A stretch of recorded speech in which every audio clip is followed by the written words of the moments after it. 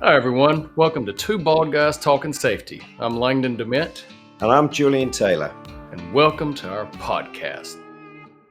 Hello, welcome to Two Bald Guys Talking Safety. Welcome to the podcast. For those of you who are watching on YouTube, you'll see we're in yet another venue. We like to go on tour and to take you around the world. So this time we're in London, and it's good to be together. It is good to be here. Good to be together. A little tired, but good nonetheless. Langdon's flown in, bit of a flying visit, but we thought we'd take the opportunity to have a conversation whilst we're together. And I suppose today's a bit of a continuation, Langdon, of the discussion that we had on the last pod where we were talking about reporting and talking about changing the mentality within health and safety around reporting, which is, in many cases, it's become a bit of a rut, hasn't it? Yeah, and I think, reporting's, it's one of those things we've talked about quite a bit, and it's because it's just so crucial on so many different levels, whether it's your regulatory reporting, whether it's your internal reporting, just to make sure that what's been seen out there, whether it's a hazard or a good, bad observation, whatever it is, it's crucial that we have that reporting process, because if we don't, we're not going to be able to proceed through any type of investigation or actually even knowing what's happening in the workplace. And I think that's something that, talking to a lot of organizations lately, it's kind of fallen back to the wayside a little bit during the C word that must not be named. COVID. Yeah. Stop. Yeah, and I think when we think about reporting, let's just save any confusion here, because we use the word reporting, it can become very confusing. Is that people actually reporting things? We're talking here about how we use data and actually create reports and use those across an organisation. We said last time, we're lucky, aren't we? We talk to lots of organisations. I think I've probably talked to thousands of organisations about this over my sort of period of time in health and safety. And it's thinking about, what do we actually report to the SLT? What do we report to leadership? I know I'm going to say you love to talk about the maturity scale. And the use of data is really important, isn't it, if we're going to actually move ourselves along that scale? Yeah, and I think we see, depending on what type of culture it is, what type of organization it is, you see various levels of how much data they're able to get, what type of reporting from that aspect or senior leaders even looking at. And then you go down the road of, are they wanting to actually look at more of a learning indicator, so pre-incident investigations or even a good, bad observations. And that's when we start seeing organizations that have that, you start realizing that typically they're on a different level of maturity than others. A lot of the smaller organizations we work with, I would say they're a little more on the back end because, incident management, we've talked in length about that. Incident management is crucial. I mean, you have to have it, especially from a compliance standpoint and learning from the lagging indicators and such. But it's when we really try to transition and move the dial more so thinking about it from what better analytics can we give to our leadership team so we can hopefully have a more preventative mindset. And likewise, what are they asking for? And there's a lot can be very telling depending on do you have a time slot in a senior leadership meeting? What are they requiring, or what are they asking for from a data analytics aspect? And that can be very telling as to honestly what type of maturity model or what type of organization maturity you have. Yep. So we get this flow of data coming from the engagement that we talked about. What we talked about last time on the pod, and I think is really important, is to shake ourselves out of that routine of what we actually report on and who we report to. And we've got this tradition, haven't we, of reporting into senior management once a month, and we do it about incidents. And we talked about that last time, didn't we? And said, if we do that, people think about safety, seriously think about safety once a month. Langdon, let me ask you a question. What did you do yesterday? seems like an eternity ago, but It's been a long day. It has. Had a couple of meetings, and then starting at noon, I pretty much was flying until this morning. Cool. Can you change anything that happened yesterday? Only with a flying DeLorean. Back to the Future. And you don't actually own, No. I'm not going to call you Doc Brown, you don't own a DeLorean, yeah? And I think that was that was kind of a bit of a light bulb moment thinking about this pod was, we can't change what happened yesterday, but we can start to affect the future. So again, it's stressing about how we can move from this focus on lagging indicators to one of leading indicators. And we can learn from lagging indicators, of course, but they can't actually change what's happening. Yeah. So I think what we want to do is move away from this obsession with history, and let's change the mentality of the people we work with to help them to understand the value of leading indicators. Well, and I think, to that point, lagging indicators are crucial, no matter how you look at it. That's the trending, that's what's happened, that's, HSE, BLS, wherever you are. If there is a pretty compliance, at least based, meaning there was some level of compliance, that's applicable across the board. ILO does a ton of tracking.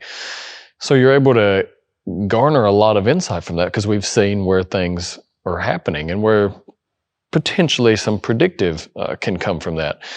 But it's when we start transitioning more to thinking about it, we know what's happened, that's in the past, but what could happen? What type of leading indicators can provide insight into better reports? That's when we start thinking or seeing a difference within our organizations. And that's where that's why we always encourage to, look at the past, learn from the past, but let's see what type of elements we can learn from in the future that could potentially predict and prevent something from occurring.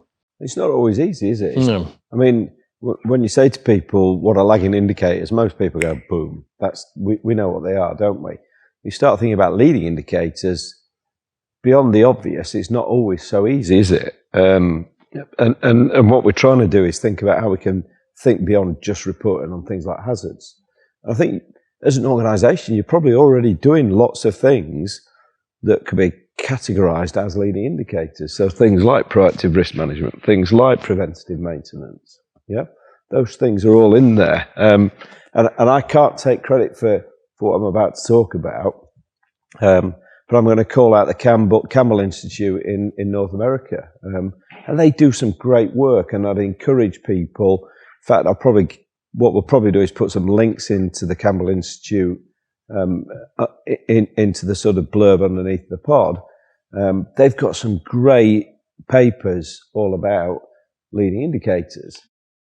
And when they talk about it, they talk about three key areas. And that's operations-based, system-based, and behavior-based leading indicators. And I think that's quite a nice way to think about it, isn't it, Langdon? Yeah, and it keeps it pretty, from that perspective, it keeps it broad. You think your operations, so your risk assessments, you're more some type of, maybe it's prevention through design or whatever you're looking at them in true operational.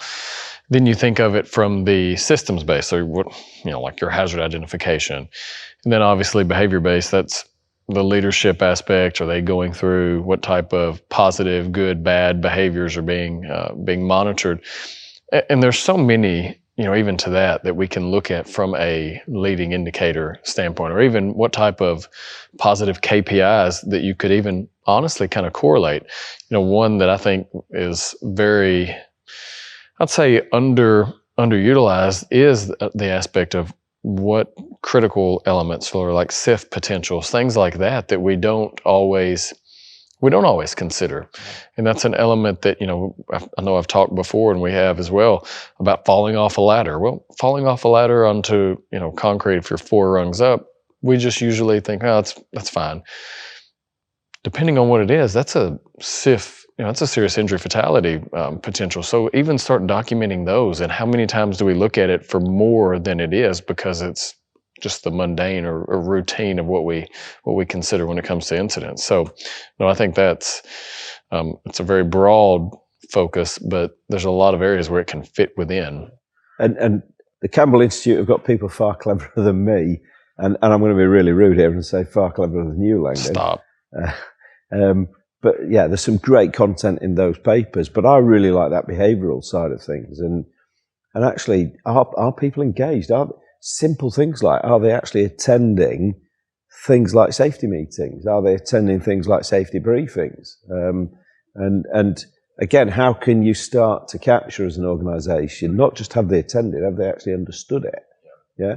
So what are the sort of processes, systems you're going to put into place to be able to sort of capture those kind of metrics? And I think other things that Campbell Institute talk about is sort of, making these things a sort of organisationally wide approach, but also having that discretion to say what needs to be site specific. So actually, what do we need to think about in terms of specific parts of our organisation? What do they need to maybe capture that's slightly different from other parts of the organisation? Yeah, well, and that's a whole nother aspect also. We think anytime we try to blanket whatever our leading indicators are, that can cause some speed bumps, because you have to be very site specific, maybe even location specific within, just to make sure what pains are they having, what issues are they having. So how can we actually construe that to make sure that it is aligned to one organization versus another facility? And I think the more that we do that and align to that, again, that's when you start that site specificity of actually learning from what is happening within their own organization there. Yeah. I think the other thing I was going to say is it can be quite intimidating to particularly people who are newer to the profession to actually try to get this up and running. And there can almost be a bit of a paralysis because they don't know where to start or how to start. And I think, again, another thing that's talked about in the Campbell Institute papers is actually don't be scared to start small. You don't have to try and conquer the world in one go. Yep. So actually maybe pick something simple and easy and maybe something fairly small, but actually start to build your culture through getting people reporting things and then starting to create that cycle of people reporting things. And then the most important bit is actually demonstrating back to them that you've received that information, but also you've done something with it. Yeah. So something like the classic hazard spotting reporting. The thing I always talk about is that it's to me, it's relatively straightforward to start to get people to report the hazards that they've seen. It's then sort of incumbent upon you to do something about those hazards, but then have some form of reporting back. And again, this is the differentiator between that classic reporting mentality that we've talked about before of once a month to senior leadership, actually report back to other parts of the organisation. So actually make that data available to anybody in the organisation so they can see that actually if I report something, it has a positive benefit on me and on my colleagues. And that's where safe operations is so crucial. When you think about it from the aspect of integrating health and safety within the general operations, the productivity, the quality of the organization, every department, you start seeing that's where changes can really be made, because health and safety has to be ingrained in every one of those. You know, we hit on that a lot, where it's more than just thinking of health and safety and then everything else, but when health and safety is within all aspects. And that's why reporting is so crucial on the onset and the very end, because what we get in is going to then be able to give us the analytics we need for the output, so we can learn, so we can have better insights into what's happening in the organization. And that's why it's so crucial to really embed health and safety throughout. We were talking at an event the other day, weren't we? And it was all about safety culture, and we're saying stop talking about safety culture, and actually we've got a bit of a mantra, which is replace the term safety culture with safe operations, because safety culture inherently is kind of this separate thing that doesn't always affect the rest of the business. And I think your point's a really good one, which is part of the planning around data and around how you're going to use that data to drive improvements is not just which levels of the business we want to have access to it, but also where in the business.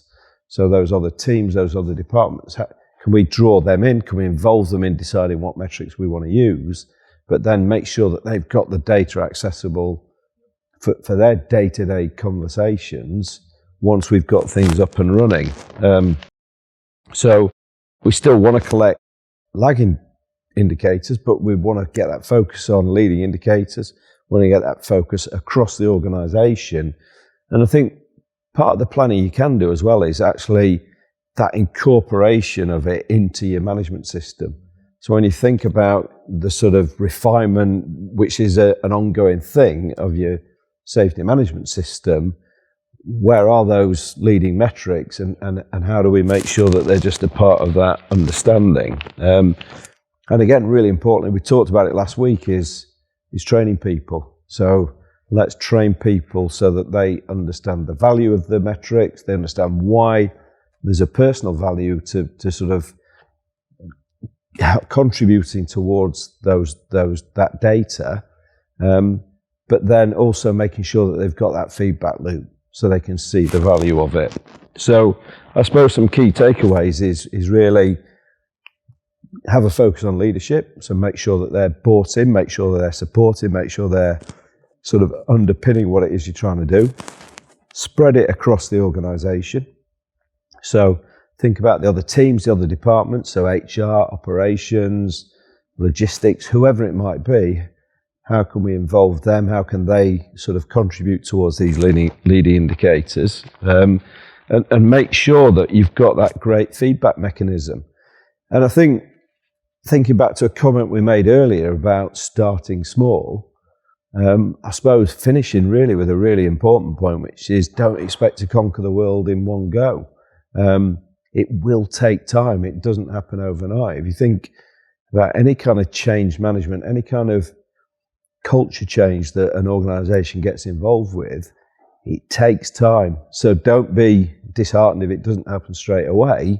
You've got to keep plugging away at it. And it takes that whole, just what you said, buy-in, yes, from leadership, but then from everyone throughout. Yeah. When you go through an overall change management process, that's a big undertaking. And really, the more you try to instill health and safety, that's what it is. It's elements of that process to really refine the overall. So just, be reflective again and insightful into your own organization so you can understand where can we maybe make these fine-tuned little tweaks. But maybe it's, we need to get rid of this process because it's wrong. We need to get something totally new. Whatever it is, I think that's when we start seeing positive changes can be made. And there's a couple of subjects we'll probably talk about in future pods that support this. So we will talk about coaching, and we will talk about this thing called marginal gains. And both of those things are sort of approaches that will help and support this process change. So Langdon, I'm going to leave it to you to just sign us off. Well, Jules, I enjoyed our time together. And everyone, we'll see you next time. We will be apart from one another again, but we'll still be good. So we enjoyed your time and appreciate you listening in and look forward to talking to you again. Thanks, everyone. Hey, everyone. Really appreciate you tuning into this episode of Two Bald Guys Talking Safety. Please follow and subscribe to wherever you stream your favorite podcast, or visit us at evotix.com. And if you want to see how follically challenged we really are, come and check us out on YouTube. If you've got value from the podcast, please go to Apple Podcasts, and in the review section of this podcast, if you could leave us a review or a rating, that would be great. And as always, everyone, while you're going about your days and about your normal lives, stay safe out there and watch each other's back.